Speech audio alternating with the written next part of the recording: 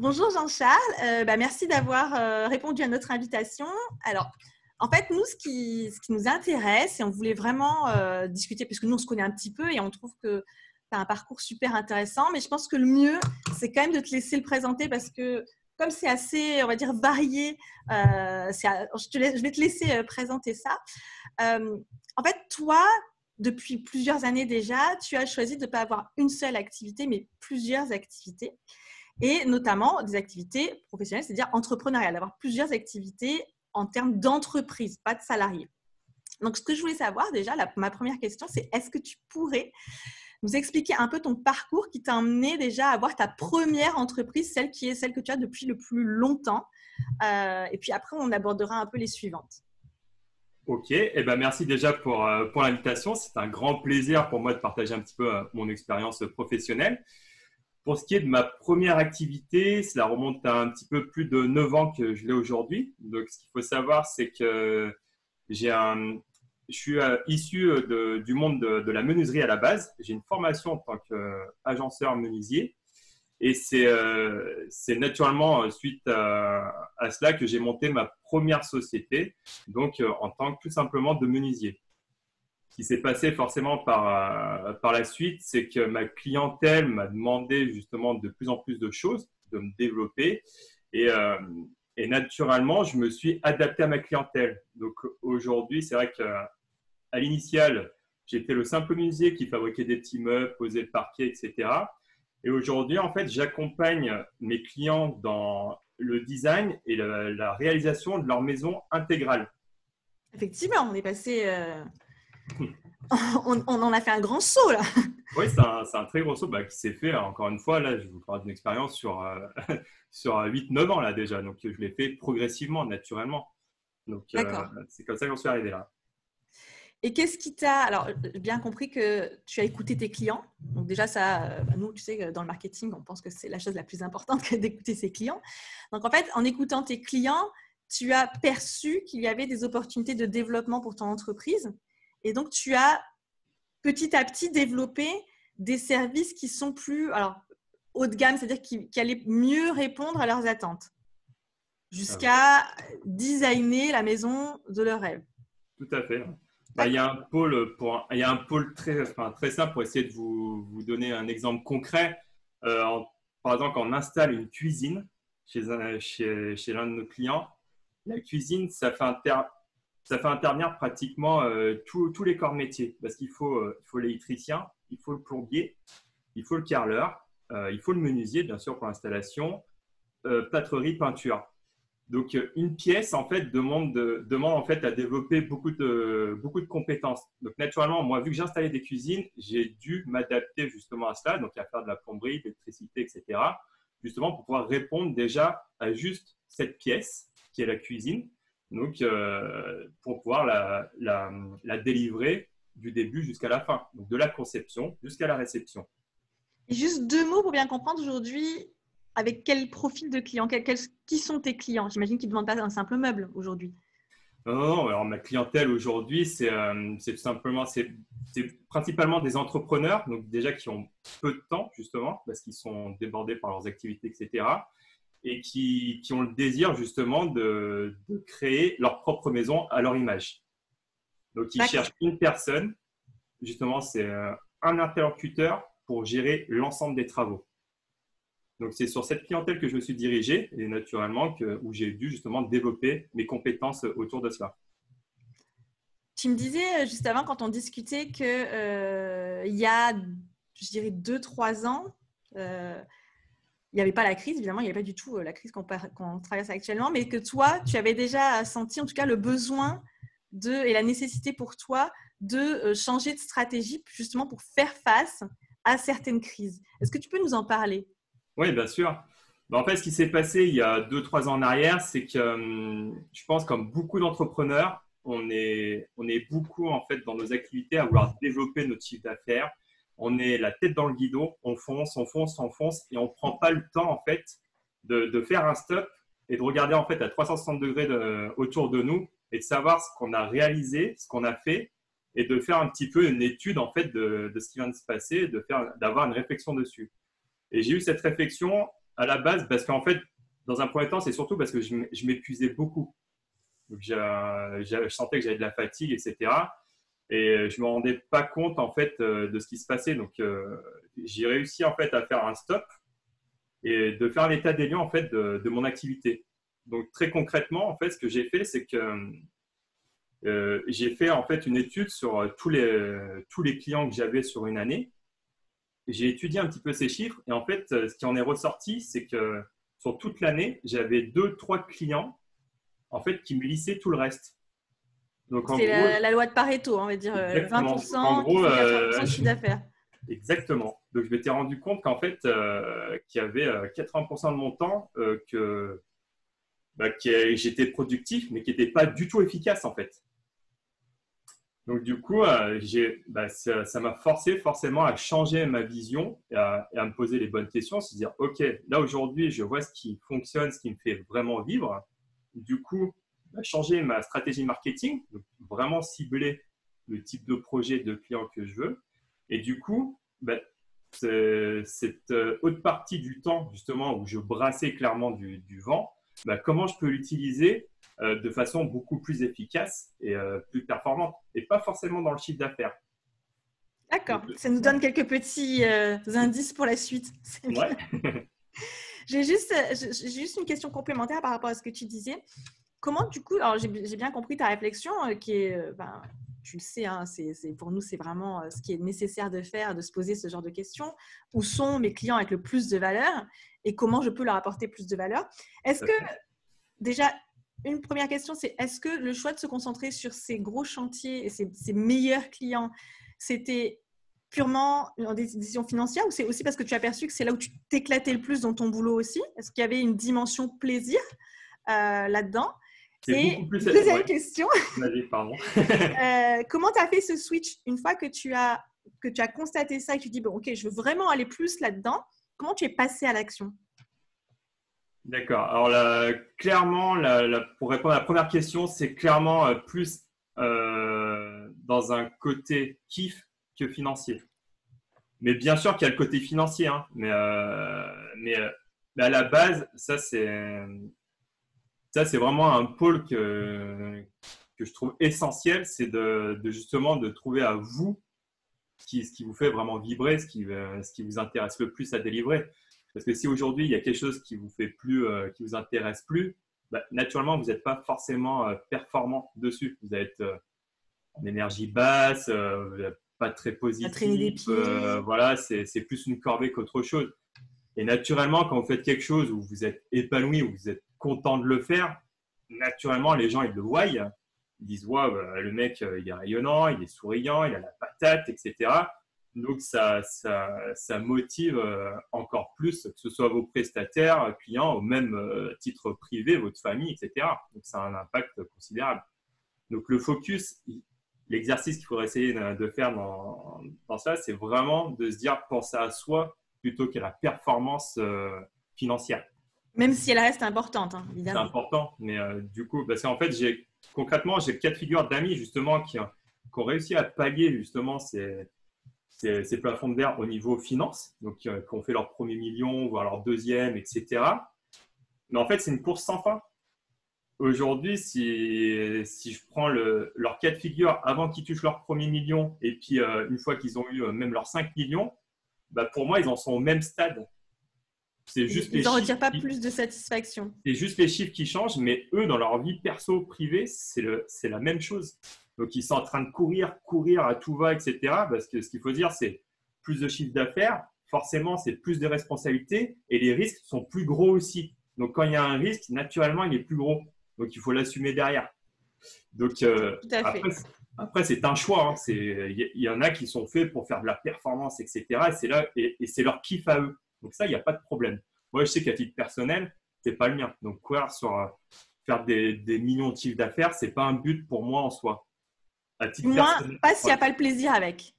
Ah, mais il faut le plaisir. S'il n'y a pas le plaisir, c'est mort. Donc, Et du coup, ton passage à l'action, il s'est traduit comment? Le passage à l'action, alors déjà, quand j'ai eu cette prise de conscience sur le fait que j'avais 2, 3 clients qui missaient tout le reste, c'est justement de faire une formation à la base tirer sur le marketing, sur comment se vendre et comment mieux communiquer avec ces clients-là et comment être mieux perçu aussi. Donc, ça va du site internet au design, etc., au visuel. Au pitch, j'imagine. Le pitch, etc. Ouais, tout à fait. De tout ça. Donc, du coup, tu as investi du temps. Bon, j'imagine certainement un peu d'argent, mais en tout cas, tu as dit, OK, je vais me professionnaliser, je vais augmenter aussi mon niveau pour arriver à atteindre ce nouvel objectif. Exactement. Donc, pour revenir concrètement sur, par exemple, sur ces 80% où je faisais du vent, j'y ai dédié naturellement une grosse partie dans de la formation. Tu as utilisé du temps que tu t'es libéré pour te former. Exactement. D'accord. Merci beaucoup. C'est très intéressant. Du coup, je vais embrayer parce que tu as parlé de risque juste avant et aussi du temps que tu t'es libéré. Pas du temps, tu t'es libéré du temps pour la formation, mais tu t'es libéré du temps également pour développer d'autres activités entrepreneuriales. Ouais. Et qui ont un lien justement avec cette gestion du risque, si j'ai bien compris de notre conversation. Gestion du... Oui, on peut le voir sur plusieurs angles. En diversifiant tes activités. Effectivement, ça, c'est ce que je dis aujourd'hui. Donc, parce que je fais également du coaching et du coup, c'est une trame que je délivre tout le temps. C'est qu'aujourd'hui, on n'est plus fait pour faire... entre guillemets, le monotâche, faire une activité, etc. et vivre de cette activité tout simplement en faisant une seule tâche. Donc moi, je dis au même titre que l'argent, donc on diversifie notre argent, donc nos investissements, on doit diversifier notre façon de travailler. Donc moi, aujourd'hui, naturellement, je cherche à trouver mon équilibre perso dans le monde du travail. Et pour moi, le cocktail, je pense, encore une fois, ça reste très personnel, mon cocktail magique, si je puis dire ainsi, c'est il y a ma société qui est vraiment très concret, où je crée les maisons pour mes clients. Ça, c'est le faire. Il y a une autre activité, justement, où je développe une académie, où je vais transmettre mon savoir-faire. Donc, c'est transmettre justement mes années d'expérience sur terrain. Donc, tu expliques comment tu en es venu à faire ce que tu fais. Tu fais du transfert de compétences et de connaissances. Exactement. Et d'expérience. Mais toujours en lien avec mon métier. Donc, oui, avec ton expertise. Mes clients, ça va être des artisans qui font la transition entre artisans, maîtrise d'ouvrage, des maîtres d'œuvre et des architectes. Donc, des Jean-Charles d'il y a 5 ans à peu près. Exactement, des mois en fait où je suis passé partout. J'ai été artisan, j'ai été architecte, j'ai été maître d'œuvre. Je le suis toujours. Toutes ces casquettes que j'ai développées font partie de moi intégralement. Donc, j'ai compris aujourd'hui qu'il y a beaucoup de gens qui sont justement dans leur métier et qui sont en difficulté justement pour se développer, apprendre à se faire connaître, à apprendre à se faire comprendre. Dans mon métier, ce que je dis, c'est qu'il y a 3 langages dans mon métier. Il y a celui des architectes, il y a celui des artisans et celui des clients. Et en fait, ce que je me suis rendu compte, c'est que moi, j'arrivais à faire la passerelle entre ces trois langages. Donc aujourd'hui, c'est quelque chose que je veux délivrer justement dans mon monde du BTP. Donc, tu as choisi de développer cette activité de formation coaching, qui est une façon de diversifier la façon dont tu travailles. Exactement. Ouais. Si je résume, puisqu'il y a le faire, là, tu as le apprendre à faire. Apprendre à faire, donc là, je vais transmettre mon savoir. Apprendre à être aussi, j'imagine d'ailleurs, parce que en général, il ne faut pas juste faire, il vaut mieux être aussi. Tout à fait. Et dans ta manière de diversifier tes façons de travail, tu as encore une autre activité. Est-ce que tu peux nous en parler? Oui, alors j'en ai 2 autres. Alors, après, je ne sais pas sur laquelle tu veux m'orienter. Alors, s'il y en a plusieurs, vas-y. Après, il n'y en a aucune à cacher de toute façon. Non, il n'y a rien à cacher. Donc, je développe également en tant que conférencier. Donc là, il y a l'académie que je développe. C'est vraiment pour transmettre immédiatement mon savoir-faire justement à des architectes, maîtres d'œuvre, etc. Et l'autre activité, c'est un conférencier du coaching justement pour toucher un panel de personnes plus large. Donc là, peu importe. En fait, ce que j'avais compris, c'est dans mon histoire, c'est qu'il y a beaucoup de gens qui sont étonnés de mon parcours et qui se disent mais comment c'est possible en fait? Donc, du coup, c'est pour ça que je me lance. Je témoigne, c'est vrai que c'est surprenant au début. C'est pour ça que, du coup, On je se me dit, lance. mais en fait, il a 80 ans, Jean-Charles. Bah, c'est exactement ces questions qui se posent. Mais tu as quel âge? Comment tu fais? Comment tu gères ton temps?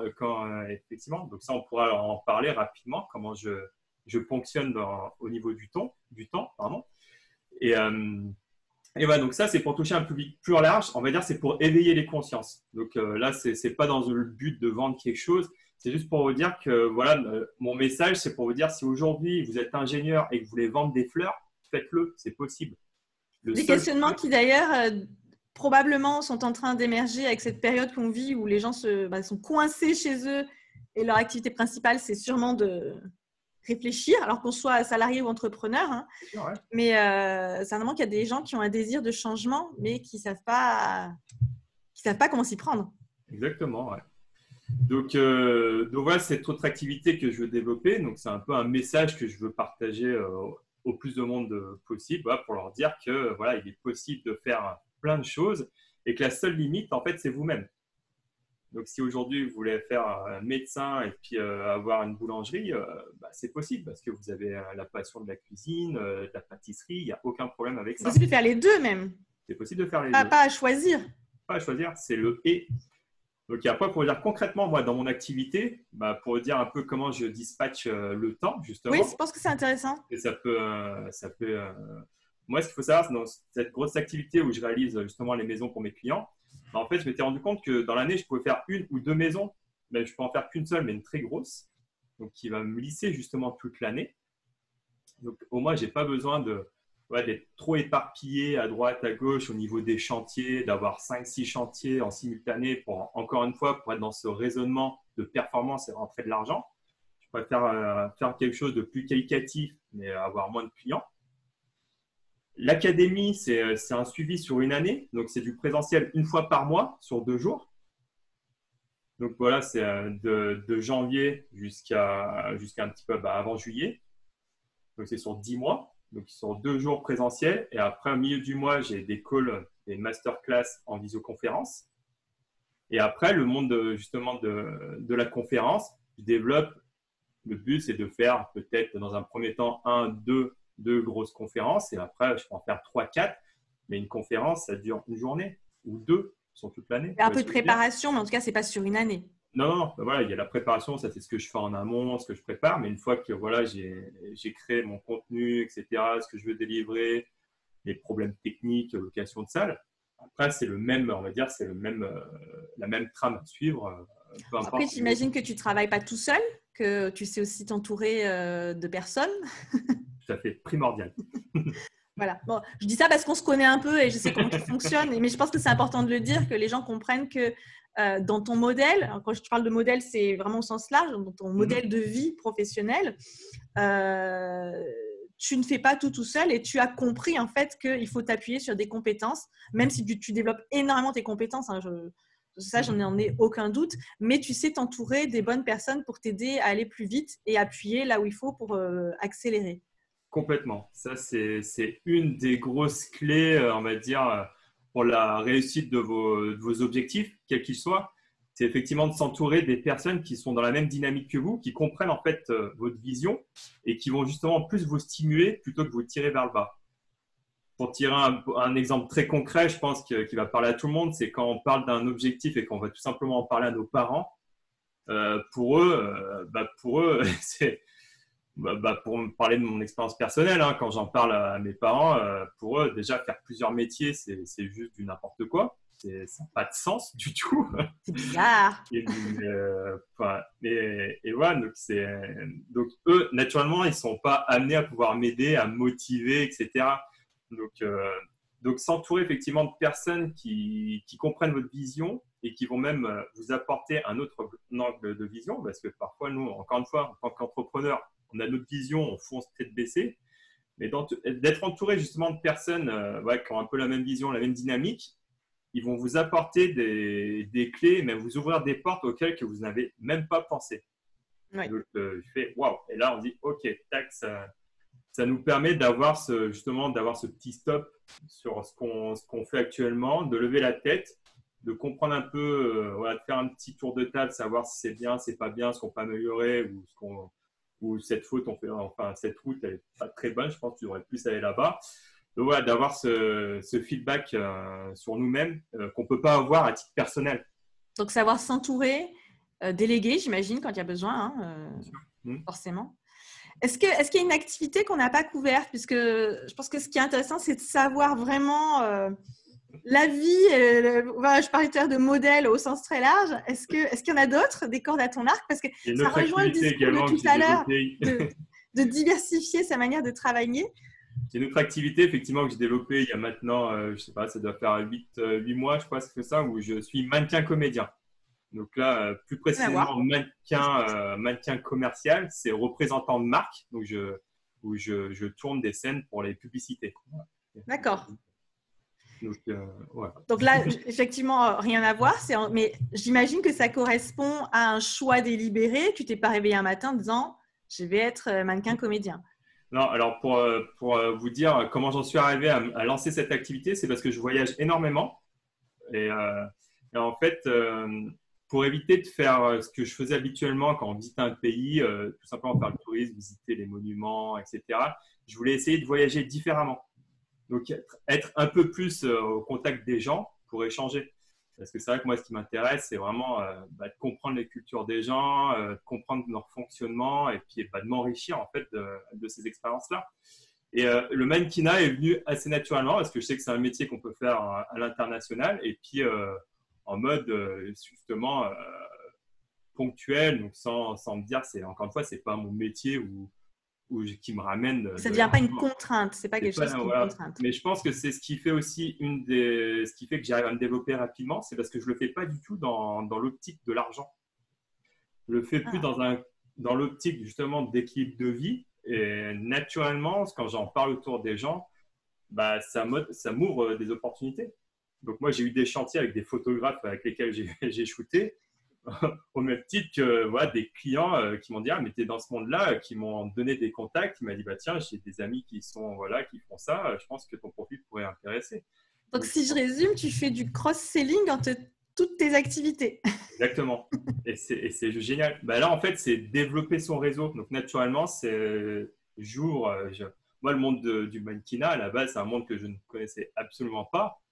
Et aujourd'hui, je m'étais jamais dit que c'était quelque chose où je pourrais trouver du business, clairement. Et en fin de compte, bah si, peu importe le lieu, etc., que vous visitez, vous abordez, en fait, il peut y avoir des opportunités dedans que vous ne soupçonnez pas et puis voir qui peut être beaucoup plus bénéfique pour vous même. Clairement, clairement. Bah, c'est super intéressant. Merci de partager tout ça parce que c'est effectivement, alors je l'ai dit au début, un parcours professionnel qui est atypique, mais je pense que ça va parler à beaucoup de gens, beaucoup d'entrepreneurs. Parce que nous, chez My Marketing Experience, on constate beaucoup parmi nos clients, finalement, il y a la face officielle de dirigeants d'entreprise, mais il y en a beaucoup qui, à côté, ont des passions, développent des passions qui leur prennent plus ou moins beaucoup de temps, qui peuvent même être un autre métier, mais qui disent non, mais c'est pas sérieux, non, mais ça, on vaut mieux pas en parler. Ce que je respecte complètement, mais finalement, ils ont peut-être une énorme valeur ajoutée dans d'autres activités parce que ce sont toutes des personnes extrêmement intéressantes, extrêmement inspirantes, mais qui se privent potentiellement d'aller vers une autre activité. Donc, qu'est-ce que tu peux… Alors, je parle de nos clients et de personnes, bien sûr, avec qui on ne travaille pas, juste de conversation. Qu'est-ce que tu pourrais donner comme conseil à ces personnes-là? À ces personnes-là, c'est quand vous avez quelque chose qui vous tient à cœur, c'est vraiment d'y aller. Et il y a un message qu'on entend partout, c'est sûr qu'on est tous destinés de toute façon à mourir demain et je ne veux pas mourir avec des regrets. Avec cette fameuse phrase où les gens disent « Ah, si j'avais su, j'aurais fait ci ou j'aurais essayé ça, etc. » Moi, je lance mes activités, je fais ce que j'ai envie de faire. J'ai une vision, mais après, ce que demain ça va m'apporter, j'en ai strictement aucune idée. Et je ne me focalise pas sur ça parce qu'il y a beaucoup de gens qui disent oui, mais ça ne va pas me rapporter d'argent, ça va pas me faire vivre demain. Mais encore une fois, leur focus, il n'est pas juste, il est encore sur le côté argent, sur le développement du chiffre d'affaires, etc. Il faut revenir sur soi-même. Donc, naturellement, si vous faites quelque chose que vous aimez où vous êtes épanoui personnellement et à titre même professionnellement parlant, c'est une suite logique. L'argent va venir naturellement. Donc ça, il faut pas s'inquiéter dessus, ça va venir, etc. Et encore une fois, ça va même le fait de faire ce que vous avez envie de faire, ça va vous ouvrir des portes et ça va même vous donner un coup de boost sur vos projets. Peut-être que vous aviez, c'était même de l'ordre de Inimaginable. pour voir. Ouais, c'était impensable pour vous. Et petit à petit, vous allez vous rendre compte que au final, c'est possible. Je peux donner un exemple. C'est possible. Ouais, Je vais vous donner un exemple très concret en fait sur une expérience personnelle. C'est que moi, voilà, je voyage beaucoup et naturellement, je dis ouais, j'aimerais bien avoir une maison dans ce pays, j'aimerais bien avoir un pied à terre là-bas, etc. Donc, comme beaucoup de gens, on se dit avoir une maison dans un autre pays, c'est compliqué, voire impossible, voire carrément impensable pour beaucoup de gens. Moi, dans mes voyages, à force de voyager, je me suis renseigné sur l'immobilier des pays dans lesquels je visitais, etc. J'ai fait OK. En faisant le mannequinat, ça m'a même ouvert une porte en me disant, mais en fait, même si je lance une construction dans un pays où je veux lancer ma maison, en fait, je pourrais continuer à faire du shooting, des spots pubs, mais du coup en Asie ou ailleurs, mais tout en surveillant mon chantier de construction justement dans le pays que j'aurais choisi. Mais ça, naturellement, quand je me suis lancé dans le mannequinat, je ne me suis pas dit ça va m'ouvrir cette porte. Je ne le savais pas. Vous voyez ce que je veux dire? Ça, Mais c'est possible. Mais c'est possible. Donc, le fait de faire ce que vous avez envie de faire, ça va vous ouvrir des portes et c'est créer votre propre rêve à vous et qui va être de plus en plus réel, concret. C'est passer de l'imaginaire à quelque chose de très concret, quoi. Ok, merci beaucoup. Merci beaucoup pour tous ces conseils. Est-ce que tu as quelque chose à ajouter? Est-ce que tu as quelque chose un sujet qu'on n'aurait pas abordé? Sinon, moi, je vais te poser une dernière question. Écoute, là, comme ça, spontanément, non. Donc, je t'en prie, vas-y, pose la dernière question. La dernière question, c'est est-ce qu'aujourd'hui, tu as l'impression d'être arrivé au bout où tu as déjà d'autres idées de business que tu voudrais lancer par rapport à des passions ou des objectifs que tu te serais… Oui, parce que là, je veux dire, finalement, on en est à 4, mais pourquoi pas 5?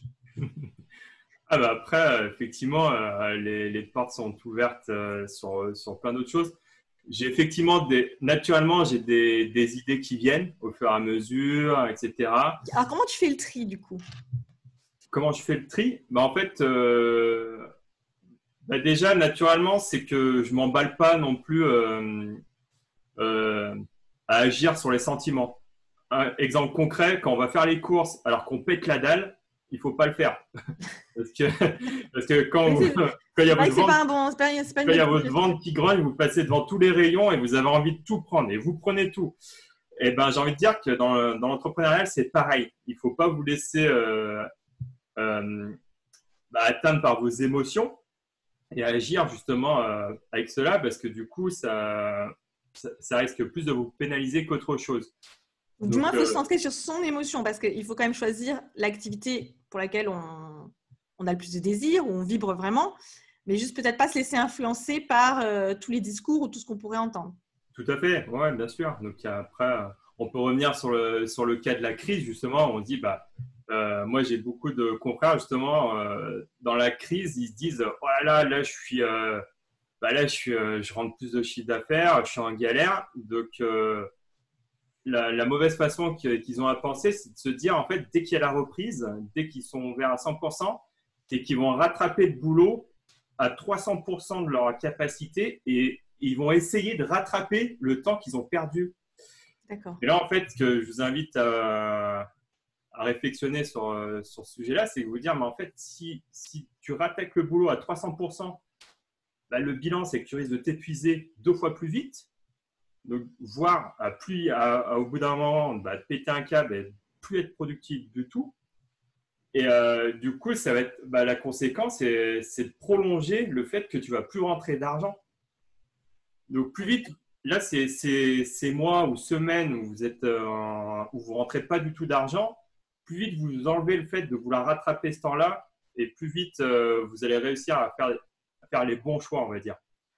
moi, quand je vais reprendre mon activité, je sais que le temps qu'on a passé, il est mort. Je ne peux pas le rattraper et je ne vais pas m'amuser à rembaucher 2 fois plus de monde pour rattraper le temps perdu, à moi aller 3 fois plus vite, à bosser samedi, dimanche jusqu'à 22 heures pour rattraper. Encore une fois, c'est mort. C'est une mauvaise stratégie, une mauvaise décision parce que vous allez vous tuer à vitesse grand V. Donc, ce temps-là, après, c'est juste prévenir vos clients. Voilà, la situation, elle est telle qu'elle est. De toute façon, elle est universelle. Donc, tout le monde va le comprendre, votre position. Dire, moi, voilà la situation, je ne peux pas, mes fournisseurs, ils sont fermés, je ne peux pas me faire livrer à temps. Parce qu'il y a des problèmes d'approvisionnement aussi. C'est une vraie complexité. Et donc, il est inutile de faire, encore une fois, la loi de Pareto, d'essayer de se faire livrer du matériel de partout, etc., pour essayer de faire des petits morceaux bricolés à droite à gauche. Au final, vous n'allez pas être performant. Donc, il y a un risque aussi en termes d'image de marque, c'est qu'on risque de délivrer quelque chose qui est en dessous de ce qu'on a l'habitude de délivrer. Tout à fait. Tout ce qu'on fait dans la précipitation, de toute façon, ça va dans ce sens-là. Donc, non, il faut mieux dire stop, stop. Et puis après, quand on peut, hein, encore une fois, je sais qu'il y a plein de gens qui peuvent, c'est pas qui ne le peuvent pas, hein, c'est des obligations, voilà. En tout cas, d'essayer du moins d'avoir déjà cette réflexion et de se dire comment je peux faire pour préserver son énergie à soi aussi. Parce que là, c'est toute une année qu'il faut que vous finissiez. Ce n'est pas juste les 2 mois, 3 mois qui arrivent. Et on est qu'en avril. Et on est qu'en avril, exactement. Donc là, c'est comment reprendre votre activité sans vous tuer. Voilà, ça passe bien sûr par la communication, de prévenir vos prestataires, vos clients, etc. Donc, tout le monde est conscient de ce qui se passe aujourd'hui et tout le monde va comprendre le fait que vous êtes dans l'incapacité de fournir votre travail à 100%. Donc, toi, tu es en relation avec tes clients, tu leur parles, ils sont, évidemment qu'ils sont au courant de la situation parce qu'on est tous au courant, puisqu'on la subit tous, mais tu n'es pas confronté à des personnes qui sont énervées ou qui sont exigeantes par rapport à la suite. Non, dans mon cas de figure, plus. Ça aurait été le cas justement à l'époque où j'avais la tête dans le guidon, où j'avais plein de chantiers dans tous les sens. Parce que j'ai des confrères, c'est ça, hein, il y a des gens, coronavirus, ils s'en fichent, ils disent non, mais moi je veux que tu me fasses ma fenêtre, je veux que tu me poses ma cuisine. Voilà, donc après, on se met un petit peu à leur place, on se dit bah oui, ils sont dans leur maison, ils aimeraient bien que ça se finisse, etc. Ça prolonge. Après, ça passe par la communication. Donc, ça a été un de mes gros défauts à moi que j'ai encore aujourd'hui. Attention, hein, la communication, je ne l'ai pas eu du jour au lendemain, un claquement de doigts. Et hop, moi, en tant qu'artisan, c'est pour ça que dans ma formation, j'ai une batterie d'informations concrètes à fournir aux architectes, aux maîtres d'œuvre, parce que j'ai été dans cette position. Et je peux leur dire pourquoi les artisans, ils agissent comme ça, pourquoi on fait ça. Pourquoi des fois ils répondent pas au téléphone, pourquoi ils sont en mode galère, pourquoi des fois ils vous mettent de la pression, etc. C'est comprendre ce qui se passe à ce moment-là pour votre artisan. Dans leur vie. Et exactement. Ouais. Donc toi, tu t'estimes que c'est très honnête de ta part et très intéressant aussi de parler des erreurs que tu as pu commettre. Notamment, toi, tu as compris que le volet communication avec ses clients, après le volet marketing, j'ai bien compris aussi que c'était important, mais la communication et l'expérience qu'on fait vivre avec son client, c'est essentiel pour la réussite finalement de toute activité. Peu importe, elle est même indispensable au final. Je veux dire, c'est le b.a.-ba, j'ai envie de dire, de la réussite de votre société. Et c'est là où tu as dû profondément t'améliorer alors. C'est là où ça a mis du temps. Si je vous dis qu'il y a 5-6 ans en arrière, si je vous dis que j'étais une vraie tombe, ça étonne la plupart des gens que moi la première je rencontre aujourd'hui. Me dit, mais attends, tu peux dans des conférences, etc. Pour vous dire concrètement, pour vous donner une image de mon degré de silence et de discrétion, moi, pendant une année, j'étais en couple. Ça faisait plus de 8 ans que j'étais en couple avec ma femme de l'époque. Et les amis proches n'étaient même pas au courant que j'étais en couple. Pour eux, ils pensaient que j'étais célibataire parce que je sortais les week-ends avec eux, mais je rentrais, voilà. Pour vous dire le degré de timidité, de discrétion que j'avais. Bien sûr, il y a la culture asiatique qui fait que il ne faut pas trop parler de sentiments, il faut rester discret, etc. Donc, forcément, ça a eu un impact sur moi. Et donc ça, pendant de nombreuses années, moi, mes amis d'enfance, vous leur posez la question, JC, si tu veux le décrire, ils disent, bah, JC, c'est un point d'interrogation. C'est le mec, il est là, mais on ne sait pas ce qu'il fait, on ne sait pas ce qu'il aime. Il est avec nous, il est agréable comme gars, mais on n'en sait pas plus. Il bosse bien, ses clients sont contents, et c'est tout. Voilà, c'était un mec discret, silencieux. Le mec, donc c'était le pote super cool à avoir parce qu'il était cool, il disait tout le temps oui à tout, mais c'était une interrogation aux yeux de tout le monde, quoi. Oui, donc en fait, il y a eu un gros switch personnel et du coup, qui a eu un impact sur le professionnel. Complètement. Notamment, se tourner beaucoup plus vers son client, être plus à l'écoute, puisque tu l'as dit en tout début, hein, à partir du moment où je me suis mis à vraiment les écouter, j'ai commencé à développer de nouveaux services. Et puis, à partir du moment où j'ai développé ces nouveaux services, quand je me suis vraiment concentrée sur ce qui, moi, me plaisait, je me suis concentrée sur certains clients et j'ai cherché à savoir encore plus ce dont ils avaient besoin et comment je pouvais mieux les servir et donc avoir plus de clients comme eux. Bon, typiquement, c'est exactement ça qu'on cherche à faire en marketing. En tout cas, chez My Marketing Experience, c'est comme ça qu'on travaille. Mais c'est hyper intéressant parce que toi, on a vraiment un cas concret et tu l'as mené. Alors, clairement, je sais bien que tu n'as pas mené que tout seul, hein, que tu t'es beaucoup formé et renseigné et entouré pour ça. Mais la différence, c'est qu'il y a beaucoup de gens qui le font, mais qui ne passent pas à l'acte. Et toi, tu l'as appris, tu l'as compris et tu l'as mis en place. Ouais. Et c'est vrai que nous aussi, l'action, c'est hyper important. C'est-à-dire qu'on part du principe qu'on peut faire la plus belle stratégie du monde. Si on la laisse dans un tiroir, ça va juste être du papier à recycler, en fait. Pas Tout à fait. Je peux même dire qu'après, du coup, moi, j'étais plus le profil, ça va peut-être parler à certains, j'étais plus le gars qui fonce à agir avant de réfléchir. Ça peut parler justement. Donc, moi, pendant pas mal d'années, j'ai fait par rapport à mon ressenti, ce qui me semblait juste. Par opportunité aussi, peut-être. Par opportunité, voilà. On connaît tous ce syndrome un peu du solo entrepreneur où on se dit, de toute façon, notre famille, elle ne comprend pas, nos amis non plus ne sont pas dans la même dynamique que nous. Donc on ne sait pas trop à qui se tourner. Donc là, on revient sur le fait de l'importance de s'entourer des personnes qui sont dans la même dynamique que vous. Naturellement, j'ai foncé tête baissée et j'y suis allé sans trop arrêter. Donc, on en revient au fait de ne pas faire ce stop sur soi. Et puis, donc, naturellement, ce qui s'est passé, c'est que j'ai beaucoup évolué, mais j'ai fait beaucoup d'erreurs. J'ai fait toutes les erreurs qu'un entrepreneur puisse avoir sur son parcours de vie. Hein. C'est un beau CV d'erreurs, alors.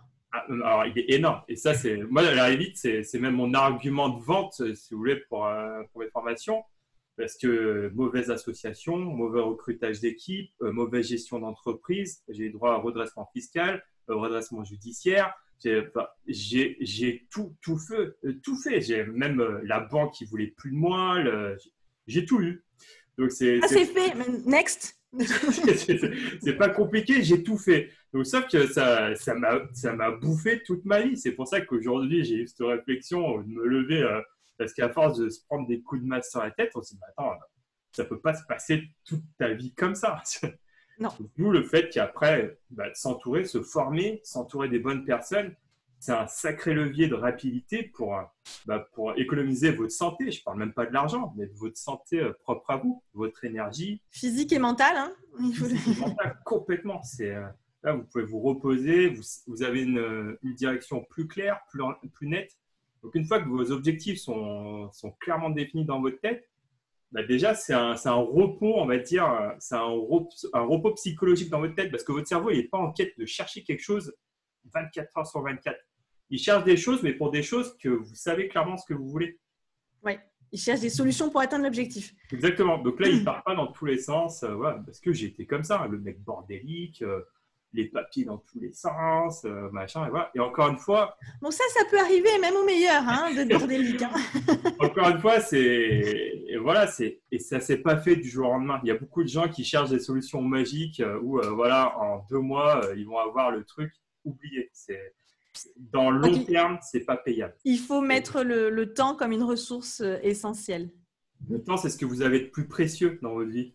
Donc, quand vous exposez, vous offrez votre temps à une personne, il faut que cette personne soit consciente que votre temps est précieux et ce que vous lui accordez, c'est quand même, c'est presque une chance, quoi. Il faut être sûr que pendant ce temps-là, on lui accorde de la vraie valeur aussi, de ne pas être là juste pour être là, mais que la personne en face, le client notamment, durant le temps qu'on lui accorde, il y a aussi le niveau de valeur qu'il attend. Bien sûr, bien sûr.